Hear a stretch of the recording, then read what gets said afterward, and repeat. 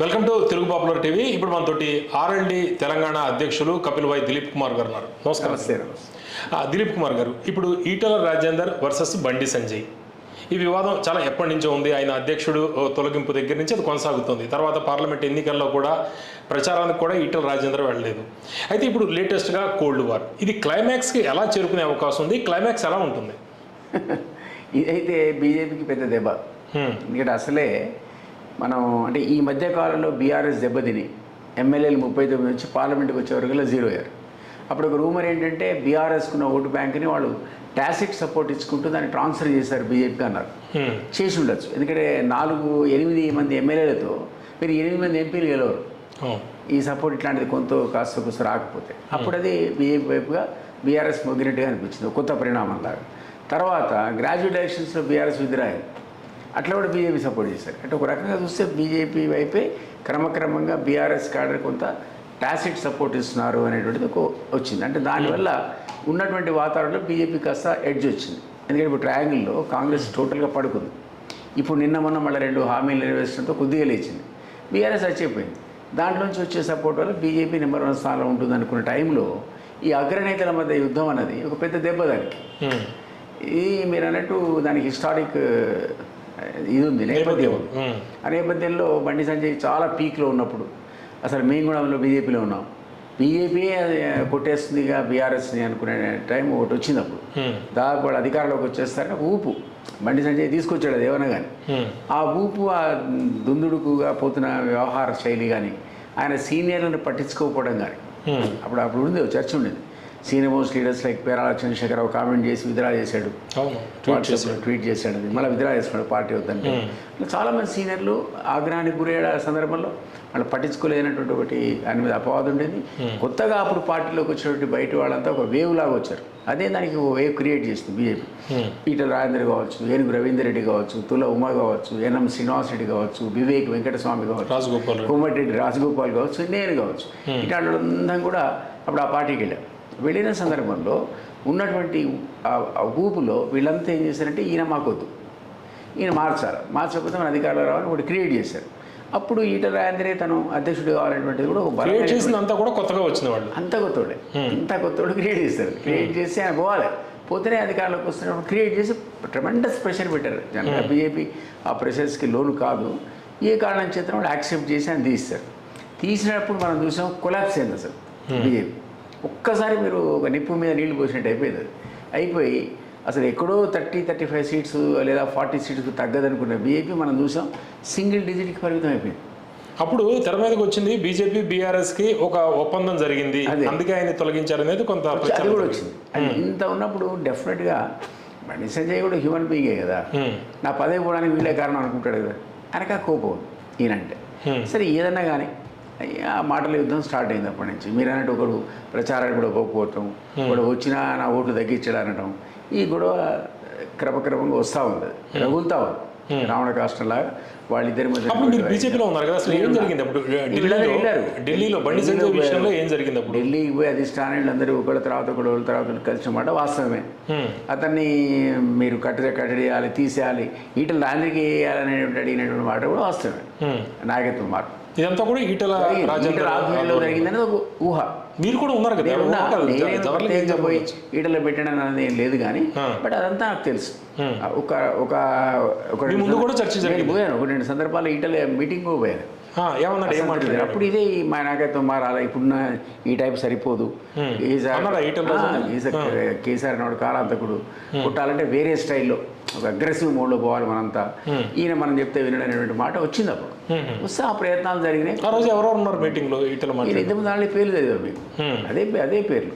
ఇంకా కొంతమంది ఉన్నారు, ఐ డోంట్ రిమెంబర్, కానీ ఇది జరిగింది, 100% జరిగింది. తర్వాత దాని ప్రభావం వల్ల పాపం జరిగి న్యూట్రల్గా ఉన్న కిషన్ రెడ్డి గారిని పట్టుకొచ్చారు. ఆయన అగ్రెసివ్గా తీసిపోయి, అందుకే నన్ను ఒక్కసారి నిప్పుల మీద నీళ్ళు పోసి పడిపోయింది. ఎటువంటి వివాదం లేదు కదా, అందుకనే పెట్టారు. పెట్టి ఈ గందరగోళంలో పాపం ఈటలకి ఏం రాలేదు. ఆయన తీసిపోయి ఎక్కడో నేషనల్ ఎగ్జిక్యూటివ్ మెంబర్ అని, ఏదో చేరికల కమిటీ చైర్మన్ అని ఇట్లాంటివి పెట్టి సాటిస్ఫై చేసే ప్రయత్నం చేశారు తప్ప బండికి తీసుకుపోయి ప్రమోషన్ ఇచ్చారు. ఆయనకు అన్యాయం చేద్దనుకున్నారేమో తెలియదు, మంత్రి అయ్యాడు ఆయన. సో అక్కడికి ఆ వివాదాన్ని వదిలేసి ఇద్దరు మామూలుగా ఉంటే పోయేది. ఎందుకంటే ఆ పార్టీలో మనకు తెలుసు. కాదు ఎన్నికల్లో కూడా పార్లమెంట్ ఎన్నికల్లో కూడా ఒక సరైన సహాయ నిరాకరణ చేశాడు అనేది కూడా కొంత ప్రచారం జరిగింది. ప్రచారం ఉంది కదా, ఆయన ఓపెన్గా చెప్తున్నాడు కదా, బండి ఇచ్చిన స్టేట్మెంట్లో ఉంది అది. అసలు ఆయన నియోజకవర్గంలోనే నాకు తక్కువ మీద ఇచ్చి ఓడగొట్టడానికి ప్రయత్నం చేశారన్నాడు కదా, మనం అనడం ఏంటి? ఈ himself stated as a minister, open అన్నాడు అన్నమాట. సో ఇదంతా కొంత జరిగి ఉండొచ్చు, లేకపోతే ఆధారం లేకుండా ఎందుకు మాట్లాడు. ఈటలకు మరి ఐ డోంట్ నో, అప్పుడు డిసప్పాయింట్మెంట్, ఆయన అధ్యక్షుడు కాలేదు. మొన్న మళ్ళా ఇంకోసారి నాయకత్వ మార్పు వచ్చినప్పుడు ఈసారి మళ్ళీ ఈటలకు వస్తుందని పెద్ద ప్రచారం ఉంది, అయిపోయిందని. ఈయన కానీ మళ్ళా వివాద రైతులను తెచ్చి రామచంద్రరావు గారు సెకండ్ టైం డిసప్పాయింట్మెంట్ అని.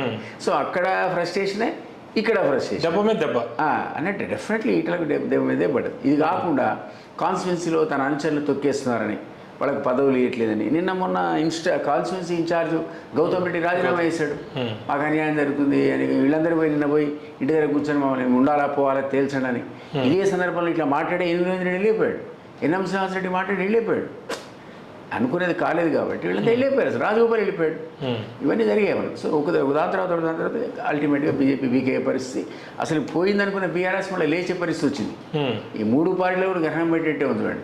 కాంగ్రెస్ ఏమో 15 నెలల్లో దెబ్బతిన్నది, హామీలు నెరవేర్చలేక, డబ్బులు సమకూర్చుకోలేక కాంగ్రెస్ దెబ్బతిని బాటంలో ఉంటే, బీఆర్ఎస్ ఏమో మనం చెప్పినట్టు ఎంపీల్లో వదిలేసుకున్నారు, గ్రాడ్యుయేట్స్లో వదిలేసుకున్నారు. ఈ మధ్య మన అక్క కవితకి దెబ్బ నా పార్టీకి, వీళ్ళకో దెబ్బ అయితే కవితకి దెబ్బ ఒకటి, ఈ పార్టీ పరిస్థితి ఈ దెబ్బ. ఆమెనే మా వాళ్ళు సరిగ్గా పరిపాలించలేదని మొదలుపెట్టి ఆమె పార్టీ పెట్టి తీసుకుపోతూ పార్టీని క్రిటిసైజ్ చేస్తున్నారు. జాగృతి వాళ్ళు తిరుగుతున్నారు తప్ప ఒక్కడు కూడా బీఆర్ఎస్ వాళ్ళకి మద్దతు చేయడం కానీ నోరిప్పే ప్రయత్నం చేయట్లేదు. అదో దెబ్బ ఆ పార్టీకి.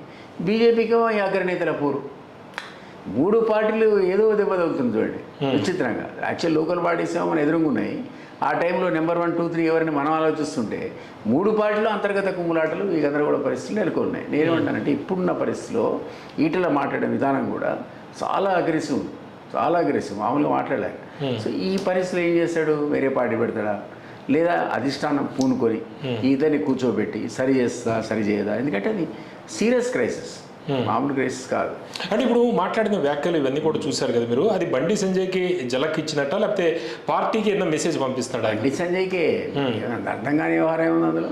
బండి సంజయ్ డైరెక్ట్ చెప్తున్నాడు ఆయన, పార్టీకి ఏమిస్తాడు, పార్టీకి దానివల్ల ఏం లేదు. పార్టీ ఇప్పుడైనా పూనుకొని ఎవరో సీనియర్లు కూర్చొని వీళ్ళిద్దరిని కూర్చోబెట్టి సెట్ చేయకపోతే ఇప్పుడున్న లోకల్ బడిలో ఇప్పుడు లేచే బీజేపీ కాస్త పడుకునే పరిస్థితి వచ్చింది అంటున్నారు. దిలీప్ కుమార్ గారు, ఇప్పుడు గతంలో బండి సంజయ్ గారిని దింపడానికి ఏ విధంగా ప్రయత్నం చేశారు, ఢిల్లీలో ఏం చేశారు, లాబింగ్ ఎలా చేశారు, అయినా కూడా ఆయనకు వ్యక్తిగతంగా ఆ రోజు లాభం జరగలేదు.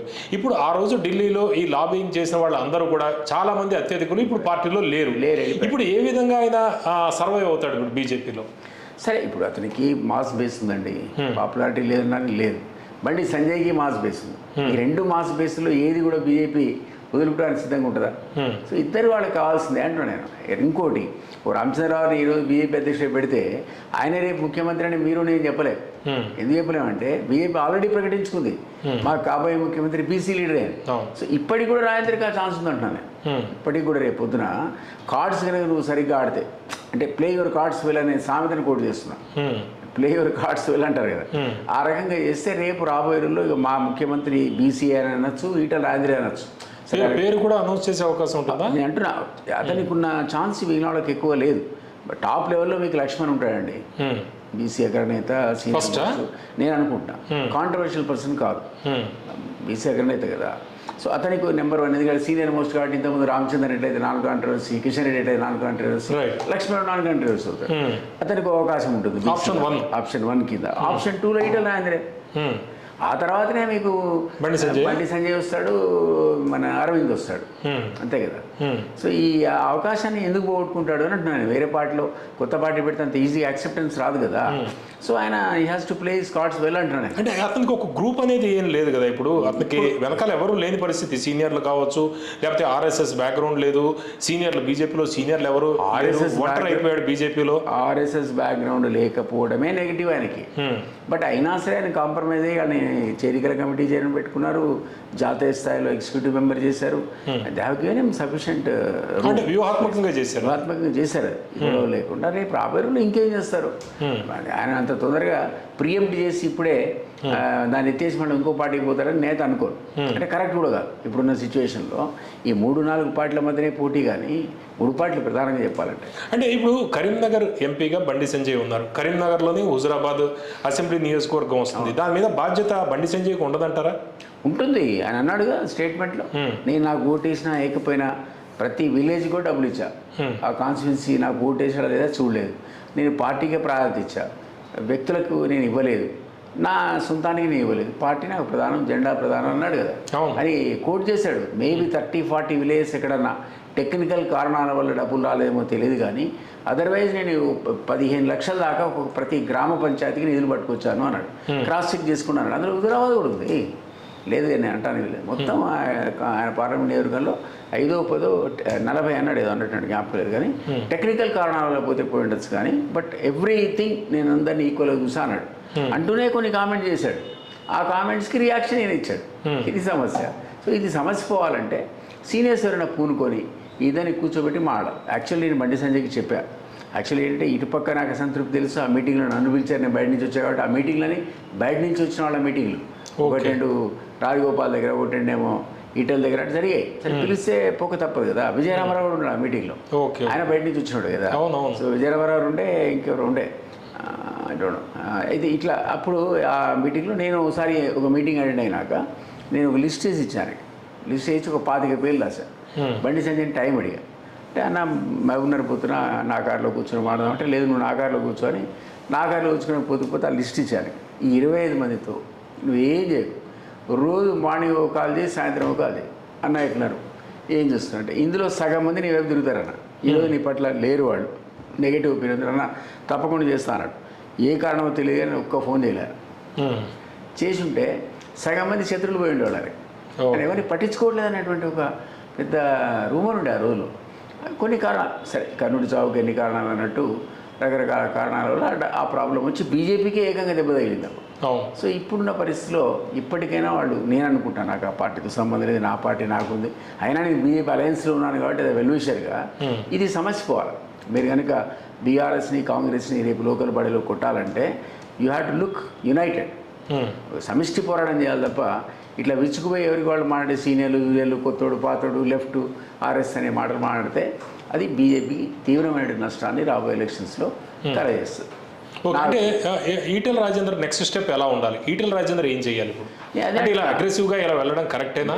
ఆయన అగ్రెసివ్గా అట్లా పోవడం అనేది కరెక్ట్ కాదు. మంత్రి స్థానంలో ఉన్నవాడిని అట్లా అనకూడదు కదండి. మనిషా పశువు అని ఇట్లా ఎంతైనా అసలు యాక్చువల్లీ ఈటెల అనేవాడు అంత అగ్రెసివ్ కాదు, చాలా డిప్లొమాటిక్గా మాడతారు, ట్యాక్ట్ఫుల్గా మాడతారు. నాకు తెలిసినంత వరకు నేను సుదీర్ఘకాలం ఇద్దరం జనరల్ సెక్రటరీగా పనిచేసాం సేమ్ పార్టీ. సహనం కోల్పోయాడు అంటారా? ఎందుకు ఆయన సహనం కోల్పోయాడు అనుకుంటే అయితే అగ్రెసివ్ నేచర్ అయింది అసలు లేదు, అంత అగ్రెసివ్ ఉండడా. Is definitely senior most mass base ఉన్నవాడు, చాలా ఆలోచించేస్తాడు, అనుభవం ఉన్నది, ఉద్యమ నేత, అన్నీ ఉన్నాయి. కానీ ఇంత అగ్రెషన్ ఎప్పుడు చూడే. ఇంకా బండి సంజయ్ అయినా చూసాం మనం, అడ్డగోలు మాటలు మాడడం, తిట్టడం, బూతులు, ఈ ఎప్పుడు ఈటలు చూడలేదు. ఈ ఫస్ట్ టైం వింటున్నాను కామెంట్. కాబట్టి ఇది ఆయనకున్నటువంటి ఫ్యూచర్ని దృష్టిలో పెట్టుకొని నేను అంటున్నాను. ఇప్పుడు నెంబర్ 1 స్థానంలో ఒకవేళ లక్ష్మణ్ కాదనుకుంటే ఈటలే ఉన్నాడు. లక్ష్మణ్ కాదనుకుంటే అంత స్థానాన్ని వదులుకొని నువ్వు ఎందుకు ఫైట్ చేయాలంటున్నాను నేను. అంటే ఎందుకు why you should want to fight isolate only Bandi, అది నా ఉద్దేశం. అది వాళ్ళ ఇష్టం. కానీ గతంలో కేసీఆర్ గారు గవర్నమెంట్ మీద వచ్చిన ప్రధానమైన ఆరోపణ ఫోన్ ట్యాపింగ్ కేసు. అదే ఇప్పుడు వాళ్ళ ఎక్కువగా మసకబారడానికి కూడా ఒక కారణం. ఢిల్లీ లిక్కర్ స్కామ్ ఎలాగో ఫోన్ ట్యాపింగ్ కూడా ఇప్పుడు ప్రధానంగా కాళేశ్వరం ఒకటి. అయితే ఈ ఫోన్ ట్యాపింగ్ అనేది వాళ్ళ మీద ఏ ఆరోపణలు వచ్చాయో అటువంటి ఆరోపణే ఇప్పుడు రేవంత్ రెడ్డి గారి మీద కూడా తెర మీదకి తీసుకొస్తున్నారు కేటీఆర్ గారు. మంత్రుల ఫోన్లు రేవంత్ ట్యాప్ చేయిస్తున్నారు అనేది ఒక విమర్శ. అలా చేయించే అవకాశం ఉందా? అసలు నేను గతంలో సరే మన ఇద్దరం ఆడుకున్నాం, నేను చెప్పాను ఫోన్ ట్యాపింగ్ కంటిన్యూస్గా రెగ్యులర్గా జరుగుతూనే ఉంటుంది. ఇంటెలిజెన్స్ వాళ్ళ పనే అది. అందులో అంటే నార్మల్గా ఎప్పుడు అఫీషియల్ పర్మిషన్ తీసుకుంటారంటే మీ ఫోన్ ట్యాపింగ్ వ్యవహారాల్లో దేశ భద్రతకు సంబంధించి కానీ టెర్రరిస్ట్ సంబంధించిన అంశాలు ఏదైనా దొరికితే మీకు దాంతో లింక్స్ ఉంటే అఫీషియల్ పర్మిషన్ తీసుకుంటారు మీ ఫోన్ ట్యాప్ చేయడానికి. అప్పుడు కలెక్ట్ చేసిన ఎవిడెన్స్ని ప్రాసిక్యూట్ చేయడానికి వాడుకుంటారు ఎవిడెన్స్ కింద. అదర్వైజ్ ఇట్స్ ఇల్లీగల్ అండి, అన్అఫీషియల్. అడిగారనుకోండి అసలు మా పవన్ గారు నాకు ఎవరు తెలియదు అంటారు. అసలు ఆయన ఫోనే తెలియదు కానీ ఫోన్ నెంబర్ ఎంత అని మిమ్మల్ని అడుగుతారు. అట్లా రెగ్యులర్ చేసే పని అదే. కేసీఆర్ కూడా మాట అన్నాడు, ఇంటెలిజెన్స్ నివేదికలు రాధాకృష్ణ వాడు ఎవడో అన్నాడు, 100 మందిలో వాడకూడదు. నాకు పొద్దునవాడు తెచ్చి రిపోర్ట్ ఇస్తే నేను చదువుతా కానీ ఎవడు తెచ్చాడరా ఎటు తెచ్చాను అడుగుతాడని అన్నాడు. ఆ మాట అన్నాడు. కానీ ఇది తప్పు కానప్పుడు అది కూడా తప్పు కాదు కదా. ఏది కేసీఆర్ గారు గవర్నమెంట్ అప్పుడు జరిగిన ఫోన్ ట్యాపింగ్ కూడా తప్పు కాదు. తప్పు అనేది క్వశ్చన్ ఏముంది, మీరు ఎక్కడ ప్రూవ్ చేస్తారు అసలు? అంత పెద్ద ఫోన్ ట్యాపింగ్లో కూడా నాకు కేసీఆర్ ఇన్స్ట్రక్షన్ ఇస్తే చేశానో, హరీష్ ఇస్తే చేశానో, కేసీఆర్ ఇస్తే చేశానని one of the officer statement ఇవ్వకపోతే ఎవిడెన్స్ లేదు మీకు. మీరు ఎట్లా ప్రూవ్ చేస్తారు కోర్టులో? ఆ డాటా పర్మిషన్ లెటర్ కావాలి కదా మీకు. అరే పర్మిషన్ ఇవ్వడా? నాకు తెలిసి ఒక్క ఫోన్ కూడా ఆయన పీరియడ్లో పర్మిషన్ లేదు. అట్లాంటి అఫీషియల్ ఎట్లా అవుతుంది? అన్అఫీషియల్గా తీసుకొస్తున్నాడు, మీకు ఇస్తున్నాడు, అది వాళ్ళు వాడుకుంటున్నారు, పొలిటికల్గా వాడుకున్నారు, డబ్బులు పట్టుకోవడానికి వాడుకున్నారు, వాళ్ళు చేసిన లావాదేవీలు కనుక్కోవడానికి వాడుకున్నారు, బ్లాక్మెయిల్ చేయడానికి వాడుకున్నారు. ఇవన్నీ గతంలో ఎప్పుడు జరగలేదు. ఇవన్నీ కూడా ట్యాపింగ్ దేనికోసం జరిగిందంటే ఒక రిస్ట్రిక్టెడ్ ఏరియా, అది ఓన్లీ దేశ భద్రతకు, టెర్రరిస్ట్ యాక్టివిటీ ఇట్లాంటి వాటికి కౌంటర్ ఇంటెలిజెన్స్ కోసం వాడుకున్నారు తప్ప ఫస్ట్ టైం వాళ్ళు దాన్ని ఓవర్ స్టెప్ చేసి మీ పర్సనల్ వారు, నా పర్సనల్ వారు, రాజకీయ వివరాలు చాలా రేరుగా రాజకీయ నేతలు ట్యాపింగ్ అయ్యి ఉండేది. అంటే ఆ వెసులుబాటు ఉంది కాబట్టి. గతంలో కంటే ఇప్పుడు ఎక్కువ ఉంది. ఇప్పుడు పెగాసిస్ సాఫ్ట్వేర్ అనేది 5 కోట్లకు వీళ్ళు తెచ్చారనేది వాళ్ళే చెప్పుకున్నారు.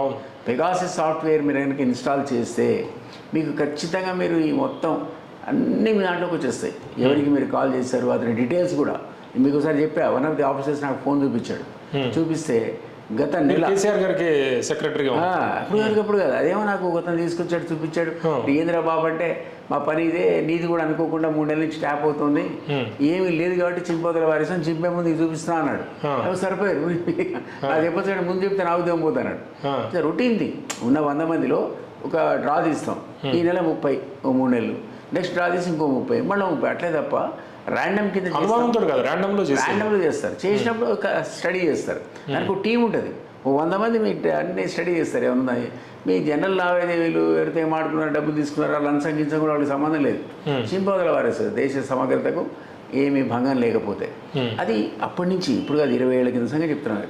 నేను ఆ మాట అన్నా, ఇదేంటి అన్యాయం పాడు గారు, ఇలా చేయొచ్చు, అసలు మీకు పర్మిషన్ కావాలి కదా, అఫీషియల్గా ఉన్నట్టు ఇంత పెద్ద దేశాన్ని ఇది చేయకపోతే ఎట్లా నడుపుతాం భయనాడు. How can we keep you safe unless we watch like this అన్నాడు. ఈ హ్యాజ్ అ లాజిక్. దేశాన్ని అంత పెద్ద ఆ రోజుల్లో ఇప్పుడేమైంది, పెగాసిస్ సాఫ్ట్వేర్ ఆఫీసర్ నాకు చూపిస్తే మొన్న 2 నెలల 3 నెలల కింద కరెక్ట్గా నాకు 1 మంత్ కింద మొత్తం నాకు వచ్చిన అన్ని 1 మంత్ నుంచి ఎవడు నాకు ఫోన్ చేశాడు, నేను ఎవరికి ఫోన్ చేశాను, ఆ డాటా అంతుంది ఆయన. ఓకే, అది చూపించాడు ఒకటి గారి. అందులో ఒకటి కాలట వాడు ఇద్దరికి మర్డర్ కేసులో ఇన్వాల్వ్ ఉన్నాడు. ఇప్పుడు ఎవడో సార్ నాకు తెలియదు అన్న, ఎవడో వాడు నీకు ఫోన్ వస్తుంటాయి కదా, ఎవడో వాడు నాకు తెలియదు సార్ వీడు అంటే ఆయన నవ్వాడు. నీకు తెలుసు తెలియదు, వాడు చేశాడు నీకు, అందుకని మాకు రికార్డ్ అయింది. దే కాల్ ఎవరి దగ్గర వచ్చిందో దిస్ వెల్ ఇన్వాల్వ్ అయిన మర్డర్ కేసు అని వచ్చింది. వాళ్ళకి డౌట్ ఉంటే దే ఇన్వెస్టిగేట్, ఆ కాల్ ఫర్దర్గా పోతారు, పర్మిషన్ తీసుకుంటారు.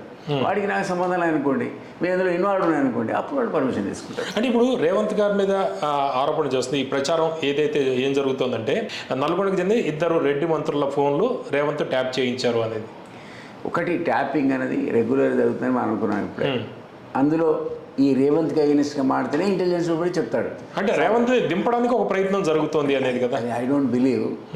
కాంగ్రెస్లో జనరల్ జరుగుతుంది. మీకు నాకు తెలియని విషయం ఏంటి, కాంగ్రెస్లో రెగ్యులర్గా జరిగే పని అది. ఇలా లేస్తే కూర్చోడానికి 60 మంది రెడీగా ఉంటారు. ఎప్పుడు ఆయన లేస్తడానికి చూస్తుంటారు, లేవైనా కూర్చోడానికి రెడీగా ఉంటారు వీళ్ళు. అది కాంగ్రెస్ కల్చర్. అది రీజనల్ పార్టీ లాగా కాదు కదా. సో మనకు తెలుస్తుంది. బీజేపీ కాదు మళ్ళీ పోనీ, బీజేపీ అయితే కూడా ఆ సిస్టమ్ ఉండదు. చాలా కష్టం, పెట్టడం కష్టం, తీయడం కష్టం. ఇక్కడ కాంగ్రెస్ వాళ్ళు చాలా ఈజీ. ఇట్లానే ఏదైనా ఒక ఇంక్రిమేటింగ్ ఎవిడెన్స్ అయినా దొరికింది అనుకోండి, టక్కన వాడు ఇది అడ్డంగా చూపించేసానికి చూసారు, ఎట్లా అవుతుంది అట్లా తీసేయండి అంటారు. సో అది ఎప్పుడు కూడా నిరంతర ప్రక్రియ. కాంగ్రెస్లో ఉన్నటువంటి స్వేచ్ఛ ఎందులో ఉండదు. అది నిజంగానే పెగాసిస్ సాఫ్ట్వేర్ ఉంటే నాకు చూపించిన ఆఫీసర్ సీఎం చూపాడా, నాకే చూపించే సీఎంకే ఉంది సార్ కూడా సార్ ఇద్దరు మాడుకున్నారు అంటాడు. చెప్తున్నా వాళ్ళకి అత్యుత్సాహం ఉంటుంది ఇంకా ఆయన ప్లీజ్ చేయడానికి. ఆ గతంలో ఉన్న సాఫ్ట్వేర్ వేరు, ఇప్పుడున్న సాఫ్ట్వేర్ వేరు, చాలా మోస్ట్ అడ్వాన్స్డ్. అసలు మీకు అసలు ఒక్కసారి మీ నెంబర్ ఫీడ్ చేస్తే అది ఇస్తూనే ఉంటుంది. మీకు వాట్సాప్ మెసేజ్ రికార్డ్ చేసి ఇస్తూనే ఉంటుంది. డాటా మనమే అలసిపోవాలి చూడలేక. సో అది సీఎం స్థాయిలో అట్లాంటి ఆయన గురించి మాట్లాడడం సహజంగా తెలుస్తుంది కదా. కాబట్టి అప్పుడే చేసిన వాళ్ళు ఇప్పుడు ఎందుకు చేయాలంటున్నా నేను, ఈ సాఫ్ట్వేర్ అందుబాటులో ఉన్నప్పుడు చేయడం తప్పు, ఇది వేరే విషయం. ఇంకా అడ్వాన్స్ టెక్నాలజీ వచ్చింది వాళ్ళ దగ్గర, చేయడం తప్పు సార్ ఆల్ అగ్రి. ఎందుకంటే మంత్రులు మనం చేయలేము, వాళ్ళ ప్రైవసీ భంగం కలిగించలేము. జరగడం అనేది మామూలు విషయమే అంటారు. ఇది 100% కామన్ అండి. అది లేకుంటే వాళ్ళు నడపలేదు ప్రభుత్వాలు. మన ఇది కూడా నేను చెప్తున్నాను మీకు, నా ఫ్రెండ్ కనుక అన్నట్టు ఇంత పెద్ద దేశాన్ని రక్షించాలంటే ఇట్లాంటి పనులు చేయకపోతే ఎట్లా రక్షిస్తాం బాస్ అన్నాడు. అంతే అట్లే ఇది కూడా ముఖ్యమంత్రి సీట్ కాపాడుకోవాలంటే ఏదో టిప్స్ ఇస్తుంటారు. సార్ జాగ్రత్త సార్ పొంగులేటి ఇట్లా చేస్తున్నాడు, సార్ జాగ్రత్త సార్ కోమటి ఇట్లా చేస్తున్నాడు అంటారు. అంటారా అని చెప్పండి. సో ఆ టైప్ ఆఫ్ అత్యుత్సాహం ప్రదర్శిస్తారు ఆఫీసర్లు. వాడికి అవసరం లేదే, డ్యూటీ బౌండ్ కాదు, వాడు పర్మిషన్ తీసుకోరు సార్. నిజంగా కూడా మీరు అడగండి రైట్ ఇన్ఫర్మేషన్ కింద మొత్తం మన కేసీఆర్ పీరియడ్ నుంచి ఇప్పుడు కాంగ్రెస్ పీరియడ్ వరకు ఎన్ని ఫోన్లకు మీరు పర్మిషన్ ఇచ్చారు ట్యాప్ అని అడగండి. ఒక్క నెంబర్ రాదు officially. I don't think anybody has ever permitted. Dilip Kumar గారు, ఇప్పుడు సీఎం రేవంత్ రెడ్డి గారు 10 ఏళ్ళు నెక్స్ట్ 10 years నేనే సీఎం అని ఆయన బహిరంగ సభల్లో చెప్తుండడం, ఇప్పుడు లేటెస్ట్గా కోమటిరెడ్డి రాజగోపాల్ రెడ్డి గారు దాన్ని ఖండించడం, ఈ కాంగ్రెస్ పార్టీలో అటువంటి కల్చర్ లేదు, ఎవరికి వాళ్ళు అలా చెప్పుకోవడం లేదు అనేది, దీన్ని ఎట్లా చూస్తారు? మామూలు విషయం కదా చూస్తారా? ఎందుకంటే దీనికి సంబంధించి ఇది మనం చూస్తే 10 ఏళ్ళు నేనే సీఎం, 10 ఏళ్ళు నేనే సీఎం, పాలమూరు బిడ్డ సీఎంగా ఉండడం ఖాయం, ప్రతిపక్ష నేతగా కేసీఆర్ అసెంబ్లీకి రావాలి. దానికి కోమటిరెడ్డి రాజగోపాల్ రెడ్డి గారు చెప్పింది రాబోయే 10 ఏళ్ళు నేనే ముఖ్యమంత్రి అని రేవంత్ రెడ్డి గారు ప్రకటించుకోవడం కాంగ్రెస్ పార్టీ విధానాలకు వ్యతిరేకం. జాతీయ పార్టీ అయిన కాంగ్రెస్లో అధిష్టానం ఆదేశాల మేరకు ప్రజాస్వామ్యబద్ధంగా ముఖ్యమంత్రి ఎన్నిక ఉంటుంది. తెలంగాణ కాంగ్రెస్ను వ్యక్తిగత సామ్రాజ్యంగా మార్చుకునే ప్రయత్నాలని నికార్సైన కాంగ్రెస్ నాయకులు కార్యకర్తలు సహించరు అని ఆయన ట్వీట్ చేయడం. దీన్ని ఎట్లా చూస్తారు? ఒకటే పార్టీకి సంబంధించి అదే పార్టీలో ఉండి రాజగోపాల్ రెడ్డి గారు రేవంత్ గారిని తప్పుపట్టడం. ఒకటి, రాజగోపాల్ గారు ఫ్రస్ట్రేషన్లో ఉన్నాడు. డెఫినెట్లీ ఆయన మంత్రివర్గంలో మొదటిసారి వస్తుంది అనుకున్నాడు, రాలేదు. నేను అందరూ పనిచేస్తాను ఇక్కడ పనిచేసిన 2 సార్లు ఆయన బీజేపీ చీఫ్ ఎలక్షన్ నేనే, రెండోసారి చీఫ్ ఎలక్షన్ కూడా నేనే, రెండోసారి కాంగ్రెస్కి రావడానికి ఆయనే కారణం. తర్వాత ఇప్పుడు వదిలేసి ఆర్ఎల్డీ పెట్టే అది విషయం. కానీ అప్పుడు నాకు ఆయన క్లియర్ చెప్పాడు, నాకు ఇది రాదు, బీజేపీ అధికారంలోకి రాదు, కాంగ్రెసే మరి చదువుతుంది, మనం సపోర్ట్ చేస్తే మనం కాస్త హెల్ప్ చేసినట్టు అవుతుంది, ఇంకా కాస్త తొందరగా కొన్ని మంచి సీట్లతో వస్తారు, నాకు మంత్రి పదవి ఇస్తా అని చెప్పి రాహుల్ గాంధీ చెప్పాడు అన్నాడు. ఆయన ప్రామిస్ చేశాడు, అందుకే వస్తున్నా, మీరు కూడా రావాలని ఆయన బలవంతంగా తీసుకెళ్ళాడు. రాహుల్ గాంధీ ప్రామిస్ చేసినాక దానికి ఇంకా కులం ఏంటి, రెడ్డి ఏంటి, వాళ్ళన్న మంత్రి ఏంటి, ఎట్లా వస్తాయి? చెప్పినోడు రాహుల్ గాంధీ కదా. అట్లంటే మరి వివేక్ ఇతర అన్నములు ఎమ్మెల్యేలు, ఒక ఆయన ఎంపీ కొడుకు, మరి మంత్రి పదవి లేవు. అది ఏ ఆర్ట్ స్టిక్తో ఇచ్చారు? ఆయనకి ఇచ్చినా తప్పు లేదంటున్నాను. ఆ ఇవ్వకపోవడం వల్ల ఆయన ఫ్రస్ట్రేషన్కి సహజంగా గురయ్యాడు. వెయిట్ చేసాడు, మొన్న ఎక్స్పాన్షన్లో వస్తుంది అనుకున్నాడు, రాలేదు. ఇప్పుడు కాస్త కూర్చొని ఆయన అలగబోని ఉన్నాడు సీఎం మీద. ఆ సందర్భంలో సీఎంని ఇప్పుడే కాదు ఇంకో 10 ఏళ్ళు ఉంటా అంటే న్యాచురల్ ఆయనకి ఇష్టం ఉండదు. ఆయన కాల్సిన కార్యకర్త ఆయనే. కార్యకర్తలు ఒప్పుకోరంటే తను ఒప్పుకోడని. ఈయన ఒకటే కాదు, చాలామంది ఉంటారు కదా, మీరే ఇంతమంది ఉన్నారు కదా, ఆయన దిగిపోతే కూర్చోడానికి సిద్ధంగా చాలామంది ఉన్నారు, వాళ్ళు ఎవరికి నచ్చదు. ఏముంటే ఆ ఈక్వేషన్స్ వేరు, మనిషి మారితే ఇంకో ఈక్వేషన్స్ వేరు. ఒకళ్ళ వెనక కొందరు ఉంటారు, ఇంకోళ్ళ వెనక కొందరు ఉంటారు. సో సహజంగా నా ఫ్రస్ట్రేషన్లో మాట్లాడలేదు. సీఎం కూడా నెక్స్ట్ 10 ఏళ్ళు నేనే ఉంటాను ఎట్లా చెప్పగలుగుతాడు? ఈ కాంగ్రెస్ పార్టీ కదా, ఇప్పుడు కేసీఆర్ చెప్పగలుగుతాడు, కేటీఆర్ఏ రాబోయే ముఖ్యమంత్రి అని చెప్పగలుగుతాడు. ఇది కుటుంబ పార్టీ, ఉద్యమ పార్టీతో స్టార్ట్ అయ్యి కుటుంబ పార్టీగా రూపాంతరం చెందింది బీఆర్ఎస్. అట్లాంటి పార్టీలు ఏమున్నా సరే వాళ్ళకి ఆ లెగసీ ఉంటుంది, వాళ్ళే అవుతారు తప్ప ఈ వాళ్ళు రారు. కాంగ్రెస్ అది కాదు.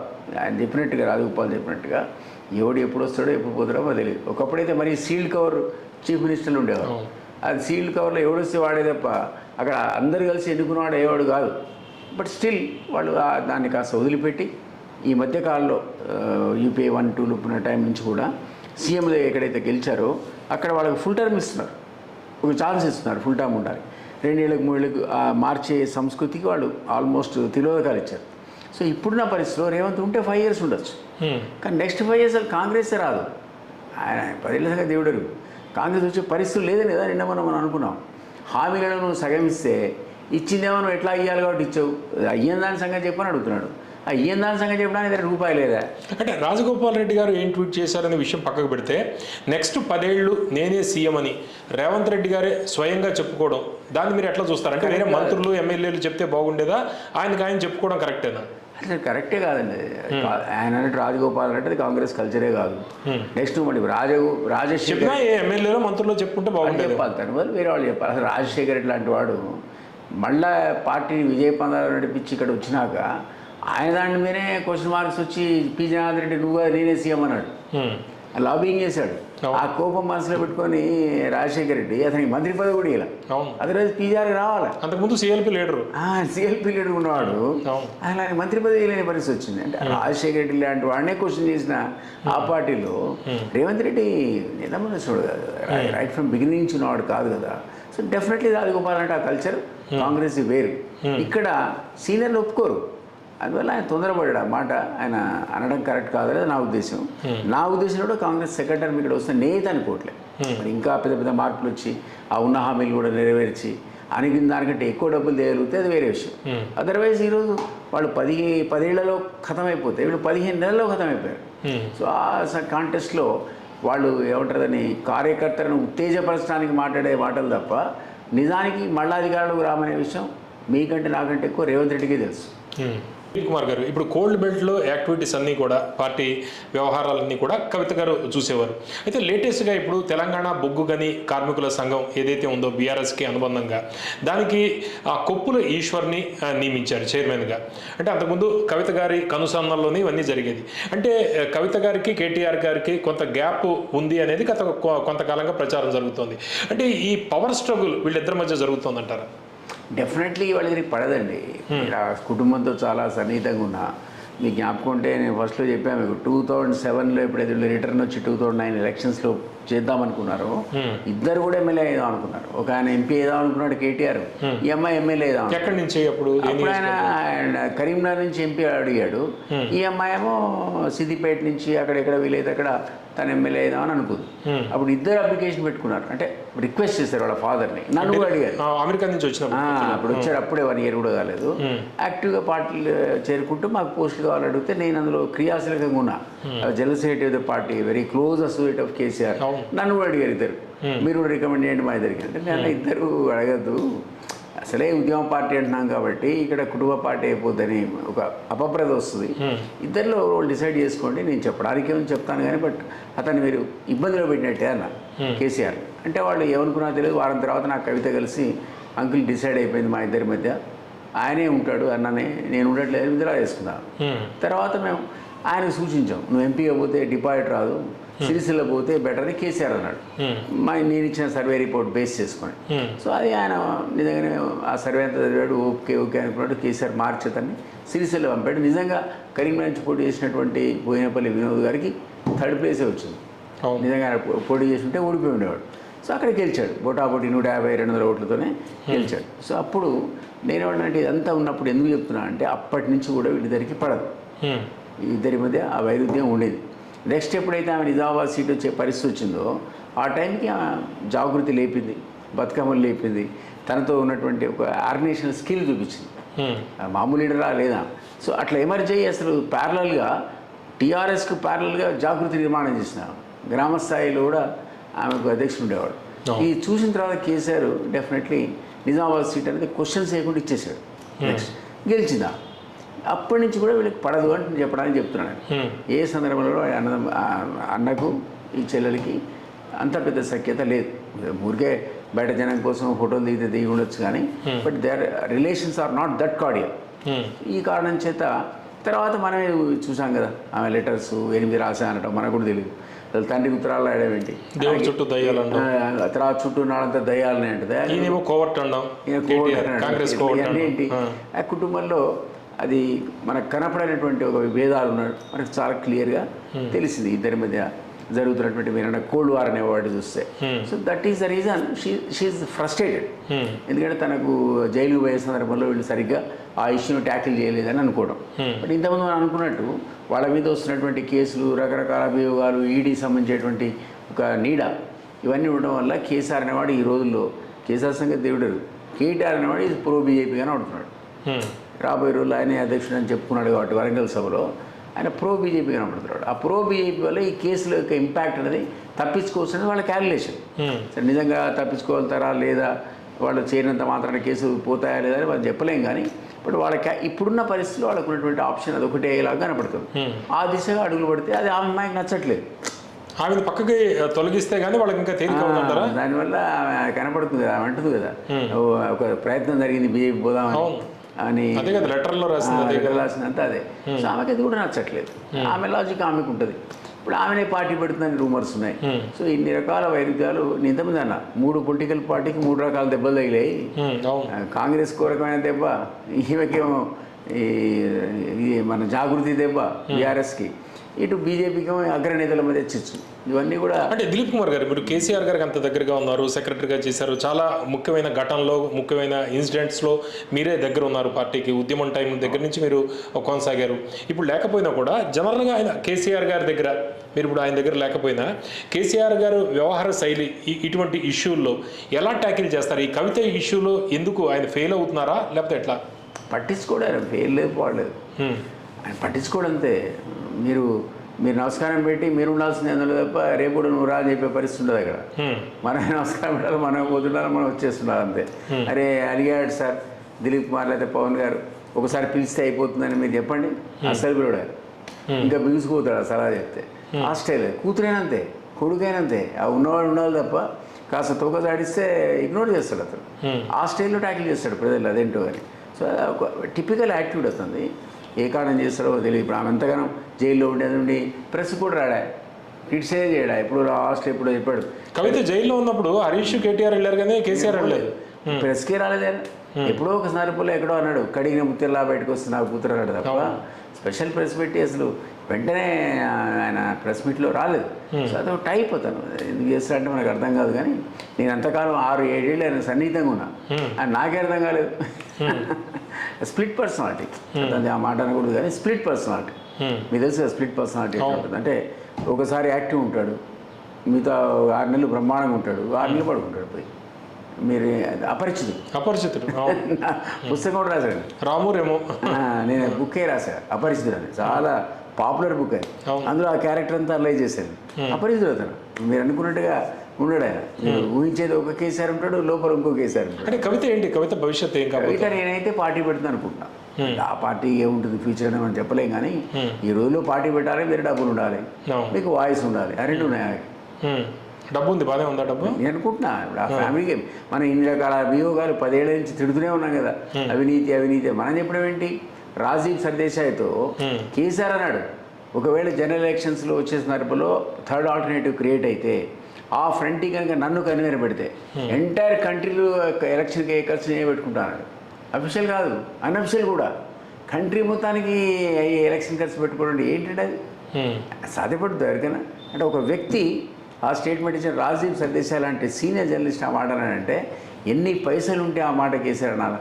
అది జరగలేదు, ఆ ఫ్రంట్ కన్వీనర్ ఎవరు ఒప్పుకోలేదు, ఆయన ఆశలన్నీ అడియాసలు అయిపోయినాయి. కవిత విషయంలో మామూలుగా స్టార్టింగ్లో ఎలా ఉండేది, ఆవిడ ఆస్తులు ఎలా ఉండేవి అంటే మీరు చూస్తుంటారు కదండి దగ్గరగా. దానిపై కామెంట్ ఇస్తే మనకు బాగుండదు కానీ బట్ ఒకటి ఏంటంటే ఇప్పటికీ చాలా మార్పు వచ్చింది. వాళ్ళు ఒక్కళ్ళే కాదండి, ఇప్పుడు కేసీఆర్ కానీ, కేటీఆర్ కానీ, కవిత కానీ, హరీష్ కానీ, ఇతర ఎమ్మెల్యేలు ఆ పార్టీలో ఉన్న వాళ్ళందరూ కూడా నా మాట అనకూడదు కానీ మీరే తీయండి. మీరు మీడియాలో ఉన్నారు కదా, ఫస్ట్ ఆ పార్టీలో నామినేషన్ చేసినప్పుడు 2004లో ఎవరెవరు ఉన్నారు, వాళ్ళ అఫిడవిట్స్లో ఉన్న ప్రాపర్టీస్ ఏంటి, 2024కి వచ్చేవరకు వాళ్ళ ప్రాపర్టీస్ మీద స్టడీ చేయండి. అసలు నా చెప్పండి, ఇట్లా హ్యూజ్ ఇంక్రీజ్. ఏ బిజినెస్ చేయకుండా అంటే రాజకీయం చేస్తే అట్లా వస్తాయి ప్రజలు వేల కోట్లు. అసలు మీరు అఫీషియల్ ప్రకటించుకున్నారు వాళ్ళు. మీరు ఆ ప్రాపర్టీస్ ఎవరు డాక్యుమెంట్స్లో పెట్టాడు, జడ్సన్ ఎవరిది ప్రాపర్టీ ఎక్కడ ఎంత ఉందని. ఈయన ఇదే సీఎం రకరకాల డాక్యుమెంట్ రిలీజ్ చేశాడు, ఇక్కడ ప్లాట్ అక్కడ ప్లాట్ అని ద్రోణులు ఎగిరేశాడు వాళ్ళ ప్రాపర్టీస్ మీద, ఫామ్ హౌస్ల మీద. ఫామ్ హౌస్ లేవు కదా వాళ్ళు ఇండియాకి వచ్చినప్పుడు. ఒక్క కేసీఆర్గా ఇక్కడ ఉండేదిగా ఒక ఇల్లు తప్ప, జగన్నాథ్ మందిర్ సైడ్ వెనక సైడ్ నందినగర్ దాంట్లో ఇల్లు తప్ప ఏముంది ఆయనకి సార్? అట్లాంటి కేసీఆర్కి ఇంత శక్తి ఎక్కడి నుంచి వచ్చిందంటున్నామే. ఇవన్నీ అవినీతి సొమ్మే కదా. అంటే ఫైనాన్షియల్గా కూతురు కూడా ఆ శక్తి ఉంది, అందరికి వచ్చింది. అంటే కొద్దిగా వేల కోట్లు కావాలి కదండి. మీరు ఇప్పుడు చెప్తున్న దాని ప్రకారం పార్టీ పెట్టే శక్తి సామర్థ్యాలు కూడా ఉన్నాయంటున్నారు. ఆ శక్తి అనుకుందని అనుకుంటున్నాం. She to say that. కానీ పొలిటికల్ పార్టీస్ నడపడం అంత ఈజీ కాదు. ఓకే, అంటే నడపడం సంగతి ఇవ్వడరు, అయ్యే ఖర్చు అంతా నేనే పెట్టుకుంటానని ఎట్లా వస్తుందండి? సో ఆ శక్తి ఉంది కాబట్టి, వాక్చాతుర్యం ఉంది. ఈ నలుగురు కూడా బ్రహ్మాండమైన మాటల పోచక్కలే. అది కేసీఆర్ కావచ్చు, కేటీఆర్ కావచ్చు, హరీష్ కావచ్చు, కవిత కావచ్చు. మీకు అనుమానం లేదు వాళ్ళంత అద్భుతంగా కమ్యూనికేషన్ స్కిల్స్ ఉన్న వాళ్ళు తక్కువ మంది పాలిటిక్స్లో. ఇది ఉండంగా డబ్బులు ఉన్నాయి, మీకేం కావాలి? ఇప్పుడు అవకాశం కావాలంతే. అవకాశం వస్తే పెట్టేస్తారంటున్నారు. అందరు పెట్టకపోవచ్చు, అందరికీ ఆ జీలు ఉండాలని లేదు కదా, కొందరికి ఉంటుంది. ఆ అమ్మాయి ఓపెన్గా చెప్తోంది, she may start a party indication ఉంది. సో దాంట్లో భాగంగా మరి మనం చూస్తాం కొత్త పార్టీ. ఓకే, తీన్మార్ మల్లన్న బీసీ ఉద్యమం గురించి పోరాడుతున్నాడు, కొత్తగా పార్టీ పెట్టొచ్చు అనేది కొంత ప్రచారం జరుగుతుంది. ఇప్పుడు తెలంగాణలో ఆ స్పేస్ ఉందంటారా? పొలిటికల్గా వ్యాక్యూమ్ ఉందా? ఒకటి బీసీ కాన్సెప్ట్ స్ట్రాంగ్గా ఎమర్జ్ అయిందండి. ఆయన ఆ వాదాన్ని పట్టుకున్నాడు. ఒకప్పుడు తెలంగాణ వాదం అనేది నిద్రాణంగా ఉన్న సందర్భంలో కేసీఆర్ అనేవాడు పొలిటికల్ ఫ్రస్ట్రేషన్లో తనకు మంత్రి పదవి రాలేదని ఎప్పుడైతే బయటకు వచ్చినప్పుడు ఉద్యమకారులంతా ఆయన పట్టుకున్నప్పుడు ఈ అంశాన్ని గురించి చెప్పినప్పుడు 6 నెలలు స్టడీ చేశాడు. అందులో ఉన్న శక్తి ఏంటో ఆయనకు అర్థమైంది. గ్రాస్ ఫీస్ దాన్ని పట్టుకున్నాడు. అది లేచి ఎంత ఒక అద్భుతమైన ఉద్యమం కింద తయారయ్యే ఆఖరికు తెలంగాణ వచ్చే పరిస్థితి వచ్చింది. ఆయన పాపులర్ లీడర్ అయ్యాడు. అవునన్నా కాదని definitely one of the most popular leaders in Telangana. అదే పద్ధతిలో తీన్మార్ మల్లన్న కనుక ఆ అంశాన్ని ఎంచుకున్నది పవర్ఫుల్ వాదం అయింది. ఇప్పుడు అది ఇదివరకు ఇంత లేదు, ఇంత ఎమర్జ్ కాలేదు బీసీ కాన్సెప్ట్. ఈరోజు బీసీ కాన్సెప్ట్ ఎమర్జ్ అయింది. మేమెంతో మాకంతా అంటున్నారు, పోరాడ పందాలోకి వెళ్ళిపోయారు వాళ్ళు. ఇప్పుడు ఆయన కరెక్ట్ టైంలో ఆ అంశాన్ని ఎంచుకున్నాడు. కాబట్టి అది పొలిటికల్ ఎనర్జీ కింద కన్వర్ట్ చేయగలుగుతాడా? It's big $1 million question. మనకు తెలియదు. ఎందుకంటే ఒక పవన్ ఎవరు మన చిరంజీవి గారు పార్టీ పెట్టినప్పుడు ఎక్కడ మీటింగ్ పెట్టినా 1,00,000 మంది వచ్చేవాడు. ఆఖరికి ఓట్ల దగ్గరికి వచ్చేవరకు ఓట్లు రాలే. సామాజిక న్యాయం స్లోగన్ అన్నాడు కదా, ఏమైనా తెలియదు మనకు. అదే విజయశాంతి పెట్టింది, కొన్ని రోజులు నడిపింది, మూసేసింది. అందరికంటే ఆ రోజులు కూడా కాస్త రిచ్గా ఉండి కాన్సెప్ట్ ఉండి తెలంగాణ వాదం మీద గట్టిగా పట్టుకున్నాడు. దేవేంద్ర గౌడ్ కూడా పార్టీ పెట్టాడు ప్యారలల్గా. ఆయన ఫెయిల్ అయ్యాడు. విదిన్ 6 months ఆయన దుకాణం క్లోజ్ చేశాడు. And R A Narendra, tiger Narendra famous, కొంతకాలం మెరి చేయాల్సిన పరిస్థితి వచ్చింది. చాలామంది పార్టీలు పెట్టిన వాళ్ళు నడపలేకపోయారు, దాన్ని క్లోజ్ చేశారు. మందకృష్ణ మాదిగ ఎంత సక్సెస్ అయినా కూడా ఆయన సొంతంగా ఓడిపోయాడు కదా. ఆయన సొంతంగా డిపాజిట్ రాలే కదండి ఆయనకి. ఇక్కడ మదిరలో వర్ధనపేటలో ఆయన కులం బలం ఉండి 40,000-50,000 ఓట్లున్న వాళ్ళే లేదు. ఇక్కడ కూడా బీసీలో ఉన్న ప్రాబ్లం ఏంటంటే ఎంత బీసీ అవేర్నెస్ వచ్చినా ప్రతి పార్టీలో బీసీ వాళ్ళు ఉన్నారు కదా. అక్కడికి వచ్చేవరకల్లా వేరే పార్టీ కూడా బీసీ ఓటు పెడతాడు. ఇప్పుడు 3 బీసీలు పెట్టారనుకుందాం నియోజకవర్గంలో, ఎవరికి వేల ఓట్లు చీల్తాయా చీలవ. సో అందువల్ల అంత ఈజీ కాదు. బట్ డెఫినెట్లీ అక్కడ ఉంది, ఆ అంశంలో శక్తి ఉంది.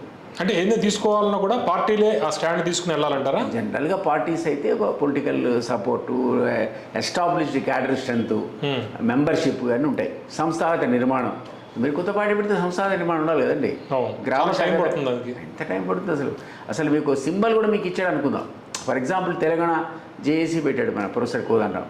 మనందరం ఎంతో అద్భుతంగా ఉంటుంది అనుకున్నాం. అందరం మేము కూడా పోయి కాంటాక్ట్ చేసాం. అందులో మాకు అగ్గిపెట్టే సింబల్ వచ్చింది. 10 రోజుల ముందు వచ్చింది. అగ్గిపెట్టే ఒడిదేవాల అగ్గిపెట్టే. నేను 10 రోజులు తిరిగితే నాకు 37,000 ఓట్లు వచ్చినాయి. అదే గొప్ప. మేము కలిసి 50,000లో 37,000 మంది ఓటేసారు అగ్గిపెట్టి చూపిస్తే. మీలో తిరగడం కూడా నిలబడేట్టు అగ్గిపెట్టే పోలేదు. ఒక స్టడీ ఏంటంటే కాంగ్రెస్ మా కుటుంబంలో పోయాం. ఇంకా ఆ మాత్రం ఓటు అవడానికి అదే కారణం. మా సింబల్ ఎవరికి జ్ఞాపకం ఉంటుంది. అయితే నేనేమంటానంటే ఒక స్టడీ మన అనలైస్లో ఏం చెప్పారంటే ప్రజల మైండ్ లోపల మీరు మీ పొలిటికల్ పార్టీ సింబల్ రీచ్ కావాలంటే మినిమం 2 years పడతారు, 2 ఏళ్ళు పడతారు. మళ్ళీ 2 ఏళ్ళు ఎక్కడ టైం. సో ఈ లోపల మీకు లోకల్ బాడీ వస్తుంది, ఓ జెడ్పీటీ వస్తుంది, ఎంపీటీస్ వస్తుంది, ఇవన్నీ మీరు కాంటెస్ట్ చేయాలి. ఓ ఎమ్మెల్సీ వస్తుంది. అప్పుడు ప్రజల మైండ్లో 2 years నుంచి ఓహో పలానా సింబల్ ఉందని రిజిస్టర్ అయితే అప్పుడు ఓట్లు పడతాయి. జస్ట్ లైక్ దట్ మీరు పార్టీ రిజిస్టర్ చేసుకుని ఆ సింబల్ ఎక్కిపెట్టి అంటే ఎవరు ఓటేయాలి? సో ఆ ప్రమాదం ఉందంటున్నా మల్లన్న కూడా. అంటే మల్లన్న పార్టీ పెట్టినా కూడా బీసీ ఉద్యమానికి పెద్ద లాభం చేకూరదు అనేది మీరు చెబుతున్నారు. అంటే ఎవరికి లాభం చేకూరుతుంది ఒకవేళ పార్టీ? మీరు అనేది ఏంటంటే దానివల్ల ఓట్లు డివైడ్ అవుతాయి. ఉన్న పార్టీలో ఏ పార్టీ కూడా ఎవరికి లాభం అవుతుంది అది చెప్పలేము. Very difficult premature to say. కానీ ఇప్పుడు అన్ని పార్టీలు కూడా ఆ పందాన్ని ఎంచుకోకపోతే నష్టపోతాయండి. ఫర్ ఎగ్జాంపుల్ ఇప్పుడు నేను బిల్లు పెడుతున్నా, ఆర్డినెన్స్ పెడుతున్నా, పార్లమెంట్ పంపుతున్నా, ఇవ్వకపోని 42% మందికి నేను బీసీలకు సీట్లు ఇస్తున్నా అని సీఎం ప్రకటించాడు. ఆ 42 ఇస్తే అది కూడా అచీవ్మెంటే. ఈయన 42 ఇస్తే పక్క పార్టీ వాడు ఊరుకుంటాడా? బీజేపీ 42 ఇస్తాడు, మళ్ళీ బీఆర్ఎస్ 42 ఇస్తాడు. ఈ 42 అదే అన్నది 3 బీసీలకు కాంటాక్ట్ చేస్తాడు అనుకున్నా ఒక దగ్గర. వాళ్ళేమో బీసీ సీఎం అంటున్నారు, బీజేపీ అన్నారు కదా, బీజేపీ అన్నది ప్రకటించింది కదా. సో ఇవన్నీ మీకు అడ్డం వస్తాయి రేపు. సో అది ఏమవుతాయంటే పంచుకుంటారు అందరు. మళ్ళీ బీసీ ఓట్లు డివైడ్ అయితే అప్పుడున్నటువంటి వేవ్ని బట్టి ఏది పార్టీకి అయితే ఆదరణ ఉందో వాళ్ళకి లాభం జరుగుతుంది తప్ప మల్లన్న లాంటి కొత్త పార్టీకి ఇంపాక్ట్ ఉంటుంది. మీరు 5% కానీ 10% కానీ చీల్స్తే 10% చాలా పెద్దది. ఒక 5% ఓట్లు మీరు చీల్చినా మీరు ఒకళ్ళు ఓడియగలుగుతారు, ఒకళ్ళని గెలిపేయగలుగుతారు. అంతవరకు ఇంపాక్ట్ ఉంటుంది తప్ప తనే అందరిని అభ్యర్థులు పెట్టి గెలిపించుకోగలుగుతాడు మల్లన్న నేను అనుకోవట్లేదు ఇప్పుడున్న పరిస్థితిలో. I don't think it's not easy. అంటే దిలీప్ కుమార్ గారు ఇప్పుడు నిరుద్యోగానికి సంబంధించి బర్రెలక్క కొల్లాపూర్లో పోటీ చేసింది, ఏమైంది? చాలా పెద్ద ఎత్తున ప్రచారం చేసింది. దానివల్ల అక్కడ కృష్ణారావుకి లాభం అయింది, జూపల్లి కృష్ణారావుకి లాభం అయింది. బీఆర్ఎస్ మీద వ్యతిరేకత బాగా పెరిగి ఈమె గెలిచే అవకాశం లేదు కాబట్టి జూపల్లి కృష్ణారావుకి వేశారు. అంత ప్రచారం వచ్చినటువంటి బర్రెలెక్క కూడా నాకు తెలిసి 4-5 వేల కంటే మీకు చోటు రాలే. అవును, మరి ఎంత ఊపు వచ్చింది అసలు. అంటే ఇటువంటి బీసీ ఉద్యమాన్ని మల్లన్న లాంటి వాళ్ళు తీసుకెళ్లడం ద్వారా ఎవరికి లాభం చేకూరే అదే అవకాశం చెప్తున్నా, మీకు ఆయన ప్రభావితం చేయగలుగుతాడు గెలుపోవటంని. గెలిచేవాడిని ఓడగలుగుతాడు, ఓడేవాడిని గెలిపేయగలుగుతాడు. అంతే తప్ప తనే ఒక క్యాండిడేట్ని గెలిపించుకునే పరిస్థితి ఉంటుందని నేను అనుకోరు. మేబీ 1 or 2 ప్లేస్లు తప్ప, అది కూడా ప్రామినెంట్ ఉంటే తప్ప. ఇప్పుడు ఆర్ కృష్ణయ్య జీవితకాలం పోరాడండి. ఆయన ఎప్పుడు ఈయనే ముఖ్యమంత్రి అంటే పర్యటించినాక ఎలిమినాలో గెలిచాడు, అవునా కాదు? మందకృష్ణ 4 సార్లు 5 సార్లు చేశాడు. మరి ఎంత పెద్ద ఉద్యమకారుడు, మామూలు కాదు. ఇక్కడ గెలిచాడు. సో అంతా కులాల వారీగా మతాల వారీగా ఓట్లు పడతాయి నేనైతే నమ్మ. కాన్సెప్ట్ ఉంది. ఈరోజు బీసీల అవేర్నెస్ రావడం సంతోషం. అన్ని పార్టీల ప్రెషర్ ఉంది కాబట్టి వాళ్ళు అవుట్ ఆఫ్ కంపల్షన్ మీకు ఆ సీట్లు ఇస్తారు, ఇవ్వాలి. అందులో ఒకటి గెలిస్తే సంతోషమే కదా. ఏ పార్టీ కూడా గెలవని, ఓ బీసీ గెలిచి రావడం అనేది మనకు మంచిదే. రేవంత్ రెడ్డి గారు కేటీఆర్ గారి మీద చేస్తున్న ఒక ఆరోపణ ఏంటంటే కేటీఆర్ లోకేష్ని కలిశారు అని. ఏంటి ఇది ఎందుకు తెర మీదకి తీసుకొస్తున్నారు ఇప్పుడు? ఐడియా లేదు, బట్ ఒకటి నేను కూడా పేపర్లో చదివా, కలిస్తే తప్పు లేదు. ఇద్దరు యంగ్స్టర్స్. ఆ విషయం కేటీఆర్ కూడా అదే అంటున్నారు, కలిస్తే తప్పేంది, కలవలేదు కానీ కలిస్తే తప్పేంది. సరే తప్పేముంది అందులో. ఒకటి ఏమంటారంటే ఇప్పుడున్న పరిస్థితిలో టీడీపీ కూడా అటు సైడ్ ఆంధ్రాలో చాలా సందర్భాల్లో బీజేపీ దగ్గర అవుతామంటే వీలు కాలే. జనసేన ఎప్పుడైతే పూనుకుందో జనసేన ద్వారా వాళ్ళకి ఎంట్రీ దొరికింది. దొరికిన తర్వాత ఆ కూటమికి వచ్చినట్టు అద్భుతమైన విజయం సీట్లు మనం చూసాం. ఒక్కసారి ఎప్పుడైతే అధికారంలోకి వాళ్ళు వచ్చారో టీడీపీ యొక్క పవర్ పెరిగింది. బార్గెనింగ్ కెపాసిటీలో నెంబర్ 1 స్థానంలో టీడీపీ ఉంటే నెంబర్ 2 స్థానంలో ఇప్పుడు జనసేన ఉంది. అట్లా ఉన్న సందర్భంలో ఇక్కడ కూడా మీకు ఇక్కడ ఈక్వేషన్లో బీఆర్ఎస్ వీక్ అయింది. వీళ్ళకు ఖచ్చితంగా ఇంతమంది చెప్పినట్టు కేసులు తప్పించుకోవాలంటే బీజేపీ తప్ప గతి అనట్లేదు. బీజేపీ ఓపెన్గా వాళ్ళతో అలయన్స్ పెట్టుకునే పరిస్థితి లేదు. ఎందుకంటే ఇక్కడ లీడర్లు ఎవరు కూడా బీఆర్ఎస్ని ఎంకరేజ్ చేయరు. కాబట్టి ఒక బ్యాక్డోర్ ఎంట్రీగా వాళ్ళు ఏమన్నా ఈయన అడుగుతున్నారేమో, వాళ్ళకి స్పేస్ ఉంది కాబట్టి ఎవరిని మన లోకేష్ని అడుగుతుండొచ్చు. రాజకీయాల్లో ఏది పాసిబిలిటీ లేకుండా ఉంటే చెప్పండి. కేసీఆర్ అనేవాడు ఒకప్పుడు కాంగ్రెస్ అలయన్స్ పెట్టుకున్నాడు, తర్వాత టీడీపీ సిపిఐ సిపిఎంతో పెట్టుకున్నాడు, తెలంగాణ వద్దన్న సిపిఎంతో పెట్టుకున్నాడు, తర్వాత పోయి అసలు రిజల్టే రాకముందు లూధియానా పోయి మన లాల్ కృష్ణ అద్వానీతో చేతులు కట్టి పబ్లిక్ మీటింగ్లో పార్టిసిపేట్ అయ్యాడు బీజేపీతో. ఎవరిని వదిలాడా? ఎప్పుడు అవకాశం ఉంటే ఆ అవకాశాన్ని బట్టి రాజకీయ పార్టీలు తంత్రాలు మార్చాడు, వ్యూహాలు మార్చాడు. అట్లాంటి బీఆర్ఎస్ ఏం చేసినా కూడా బీఆర్ఎస్ టీడీపీ అలియన్స్ అప్పుడు కూడా మీరు కీలక పాత్ర. అప్పుడు కూడా రాలే చంద్రబాబు గారికి, నేను నా దిలీప్ నువ్వు చేసుకోపోరాడు అండ్ నన్ను వదిలేస్తే 6 రోజులు నేను నెగోషియేట్ చేసి సీట్లు అందించాక మళ్ళీ కమిటీని తీసుకుపోన్నాడు. కమిటీ ఇచ్చాడు. ఎవరు కొడుకు మేనల్లుడు అందరినీ ఈటల రాయందరు ఇదే హరీష్ ఆంధ్రం పోయి ఫైనల్ నెగోషియేషన్ చేసి అప్పుడు వచ్చాడు ఆయన చేతులు కలపడానికి. నెగోషియేషన్ రాలే ఆయన, తప్పితే చంద్రబాబు గారికే రాలేదు. అప్పుడు మేము కీలక పాత్ర పోషించాం. కాబట్టి అది టీడీపీ మహాకూటమి. అంతకుముందు కాంగ్రెస్ అలయన్స్, తర్వాత బీజేపీతో చేతులు కట్టే కార్యక్రమం. ఇవన్నీ ఆయన అన్ని రకాల పార్టీలతో అన్నాడు కదా. తెలంగాణ కోసం అవసరమైతే బొంత పురుగులు కూడా ముద్దు పెట్టుకుంటా అన్నాడు. ఆర్ఎస్ఎస్ నుంచి ఆర్ఎస్యు దాకా అన్నాడు. ఇవన్నీ చేశాడు, మన కళ్ళెదురుగా చూసాము అని. సో అట్లా ఆ పార్టీకి ఈ సిద్ధాంత ప్రాతిపదిక ఇది, ఈ దాటి మేము పోము అని కాంప్రమైజ్ కావనే సిద్ధాంతం బీఆర్ఎస్కి లేనే లేదు. అంటే కేసుల విషయంలో బీజేపీని ప్రసన్నం చేసుకోవడానికి లోకేష్ని కలిసాడు. నేను అదే అంటున్నాను, బ్యాక్డోర్ ఎంట్రీ కోసం ప్రయత్నం జరిగితే జరగవచ్చు. అందులో మనం ఆశ్చర్యపోవాల్సిన అవసరం లేదు. ఈ రోజున పరిస్థితి వాళ్ళది. ఇక్కడ కాంగ్రెసే అసలు వెంటాడుతుంది రకరకాల కేసులతో. రేపొద్దున ఈడీ ఎంట్రీ, సిబిఐ ఎంట్రీ, ఇంకా కాస్త ఎంక్వైరీలు మొదలయ్యాయి అనుకోండి, ఐటీ ఎంట్రీ, అప్పుడు వాళ్ళకి ఎడిపోతారు వాళ్ళు. సో వాళ్ళు తేరుకోవడానికి అటు ఇటు చూస్తున్నారు. అందులో భాగంగా లోకేష్తో కూడా మీటింగ్ జరిగి ఉండొచ్చు అంటున్నా తప్పే ఉందని నేను అంటుంటే ఆయన అంటుంటే. అంటే అలయన్స్ ఉండే అవకాశం ఏదైనా ఉందా? అంటే టూ ఇయర్లీ అన్న ఇప్పుడు మాట్లాడు. టూ ఇయర్లీ బట్ వాడైతే బీజేపీ అంటే కూటమి అంటున్నారు కదా, ఏపీలో ఎట్లా ఉందో అలాగే ఇక్కడ కూటమి జనసేన బీజేపీ టీడీపీ అంటున్నారు కదా, మళ్ళీ ఈ బీఆర్ఎస్ ఏంటి? అదే ఉంది అక్కడ క్వశ్చన్ మార్కు. మరి వాళ్ళు ఫ్రెండ్లీ కాంటాక్ట్ చేస్తారా, అవుట్ రైట్ అలయన్స్ పెట్టుకుంటారా మనం చెప్పలేం. కానీ వాళ్ళు ఇండిపెండెంట్గా పోతే మాత్రం వాళ్ళు సక్సెస్ అయ్యే సమస్య లేదు. ఒక పక్క ఏమో రేవంత్ రెడ్డి చంద్రబాబు శిష్యుడు వీళ్ళిద్దరి మధ్య అండర్స్టాండింగ్ ఉంది అనేది ఇంకో ప్రచారం కదా, ఇదంతా కూడా డిఫరెంట్ అది కన్ఫ్యూజింగ్ గా ఉంది. ఎందుకంటే చంద్రబాబు గారు నిజానికి కాంటెస్టే పెట్టలేదు. 1% ఓటు తేడా వచ్చిన రేవంత్ రాడేమో అని మొత్తం పార్టీ వైండప్ చేసి పోటీ చేద్దాడు. అప్పుడు నిజంగానే ఆయనకు లాభం జరిగింది, 4-5 సీట్లు వచ్చాయి, ముఖ్యమంత్రి అయ్యాడు. అదే లెవెల్ ఈ రోజు ఉందా? 2018లో కూటమి కలిసి వెళ్ళారు కదా, కాంగ్రెస్ టీడీపీ కలిసి వెళ్ళింది కదా. అందువల్ల ఇప్పుడు నెక్స్ట్ వచ్చే ఎలక్షన్స్లో ఆ టైప్ ఆఫ్ కాంగ్రెస్ ఆయనకు అలవెన్స్ ఉండే అవకాశం ఇప్పుడు లేదు కదా. ఎందుకు లేదు అంటే ఆయనకు రేపు అవసరాలు ఉన్నాయి, అమరావతి నిర్మాణం చేయాలి, బీజేపీతో సేల్ కావాలా. అప్పుడు సింబాలిక్ అన్నా ఇక్కడ కుటుంబకి ఒప్పుకోవాల్సి వస్తాయి.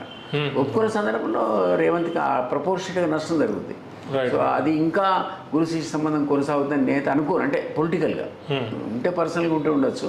సో పొలిటికల్ కంపల్షన్ క్రియేట్ అయితే దాని మీద కాంగ్రెస్ అధిష్టానం కూడా ఒప్పుకునే పరిస్థితి ఉండదు. కాబట్టి పొలిటికల్ కంపల్షన్ క్రియేట్ అయితే డెఫినెట్గా మీరు అలయన్స్ వస్తుంది ఇక్కడ. ఇది టీడీపీ, అటుపక్క బీజేపీ, వాళ్ళకు ఉన్నటువంటి జనసేన, మేము కూడా ఉన్నాం ఇప్పుడు కొత్తగా ఆర్ఎల్, ఇవన్నీ కలిపి వస్తే రావచ్చు అలయన్స్. ప్లస్ బీఆర్ఎస్ రావచ్చు. ఇదే పాసిబిలిటీ. ఎన్నికల ముందు అవ్వచ్చు, తర్వాత అవ్వచ్చు. నేను అదే అనుకుంటున్నా. ఎన్నికల పోస్ట్ ఎలక్షనా ప్రీ ఎలక్షన్ అని చెప్పలేము, but possibility is definitely there. Otherwise లేదు, స్కోప్ లేదు. బీఆర్ఎస్ స్కోపే లేదు అసలు.